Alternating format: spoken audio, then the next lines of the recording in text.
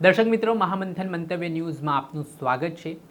ગોંડલના આમ આદમી પાર્ટીના નેતા જિગીશા પટેલે વર્ષો જૂનો વિવાદ છે તે ગણતરીના દિવસોમાં ઉકેલી નાખ્યો।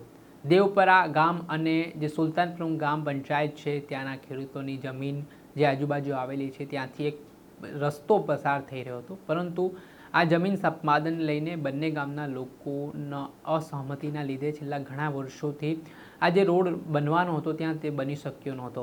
તેને ગ્રામ પંચાયતમાંથી મંજૂરી પણ મળી ગઈ હતી, તમામ કામગીરી પૂર્ણ થઈ ગઈ હતી, પરંતુ ખેડૂતોની ઈચ્છા શક્તિનો અભાવ જોવા મળ્યો। બંને ગ્રામ પંચાયતના જે ખેડૂતો છે તે કોક ન કોક કારણોસર આ પ્રોજેક્ટ સામે નારાજગી વ્યક્ત કરી રહ્યા હતા અને તે કામગીરી થઈ શકતી નહોતી ને ત્યારબાદ આ બાબતની જાણકારી મળી આમ આદમી પાર્ટીના નેતા જિગીશા પટેલને।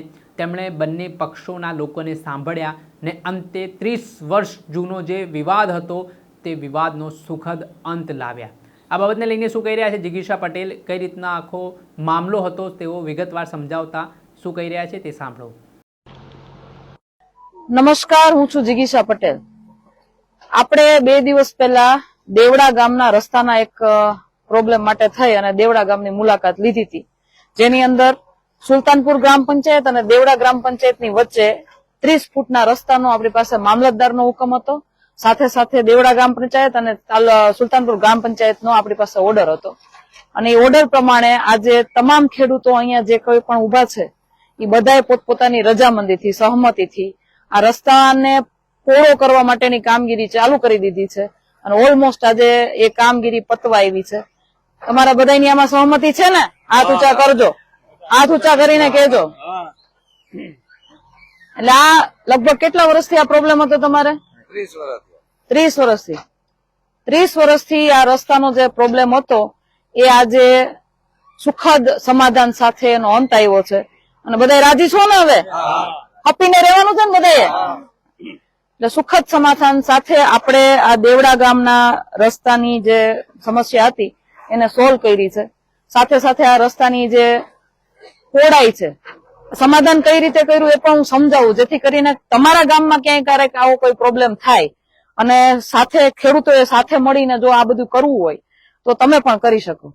રસ્તાની પહોળાઈનો હુકમ હતો 30 ફૂટનો, પરંતુ 2 હામહામાં ટ્રેક્ટર હાલી શકે અથવા હામહામાં ગાડા હાલી શકે, 2 વાહન તરી શકે એટલા માટે થઈ અને જરૂરિયાત પૂરતો રસ્તો બેયના સેઢેથી 1-1, 1.5 ફૂટ છોડી અને આખો રસ્તો ખુલ્લો કરી દેવામાં આવ્યો છે।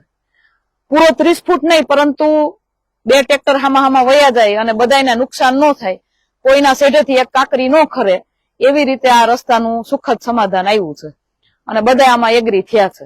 એટલે તમારે પણ તમારા ગામમાં જયારે કોઈ પણ આવો કોઈ રસ્તાના આવા પ્રોબ્લેમ હોય અથવા કઈ પણ આવી બીજી ત્રીજી વાત હોય તો બહુ નજીવા કહેવાય ને કે એક બેઠકની અંદર આવા સમાધાન થઈ જતા હોય છે। કારણ કે ઘણી વખત થતું હોય એવું કે ભાઈ લોકોના ગામના ઘણા બધા એવા લોકો હોય છે કે જેની ચડામણી હોય અથવા તો કોઈના ઈગો કલેશ હોય અથવા તો એકાબીજાને કઈ કહેવાય ગયું હોય, મનદુખ થઈ ગયું હોય, એના વચ્ચે નાનકડું એવું એક સમાધાન કરનાર એક તટસ્થ માણસ, ધારો કે તમારી પાસે કોઈ એક પક્ષ આવ્યો અને તમારે બીજા પક્ષ પાસે સમાધાનની વાત લઈને જવાનું છે અને જે પક્ષ તમારી પાસે વાત લઈને આવે છે એનું પણ ક્યાંય ભૂલ હોય તો તમે એને પણ એની ભૂલ સમજાવી અને નાનકડું એવું સમાધાન કરવાની કોશિશ કરો તો આવા ઘણા બધા પ્રોબ્લેમ સોલ્વ થઈ શકે એમ છે અને ઘણા બધા લોકો રાજી થાય એમ છે। હવે આ લોકોને આવનારી પેઢી છે, આ બધી આ લોકોના સંતાનો છે, એને પણ ભવિષ્યમાં જિંદગીમાં ક્યારેય આ પ્રોબ્લેમ ન નડે એના માટે થઈ અને બધાએ સહમતીથી રજામંદી આપી છે। બરાબર ને? ભારત માતા કી, ભારત માતા કી, વંદે વંદે, જય જવાન, જય જવાન। હાલો હવે હપીને રહેવાનું છે બધાએ। જે આપણે સાંભળ્યા હતા જિગીશા પટેલને, તેમણે આજે સુખદ અંત આવ્યો છે અને જે બંને ગ્રામ પંચાયતના જે લોકો છે, ખેડૂતો છે, તેમણે પણ સહમતિ દર્શાવી છે ને બંને ગામના ખેડૂતો દ્વારા જમીન સંપાદન માટે જે થોડી જમીન આપવાની છે તેના માટે હાલ તો સંમતિ આપી દીધી છે ને તેના કારણે આગામી દિવસોમાં અહીંયા રોડ રસ્તાનું કામ થશે ને લોકોને ખૂબ મોટી રાહત મળશે તેવું પણ કહેવાય રહ્યું છે। દર્શક મિત્રો, આવા જો નવા વિડીયો સાથે આપને માહિતગાર કરતા રહીશું, પડે પડના અપડેટો આપના સુધી પહોંચાડતા રહીશું, એટલે મહામંથન મંતવ્ય ન્યૂઝ જોતા રહો।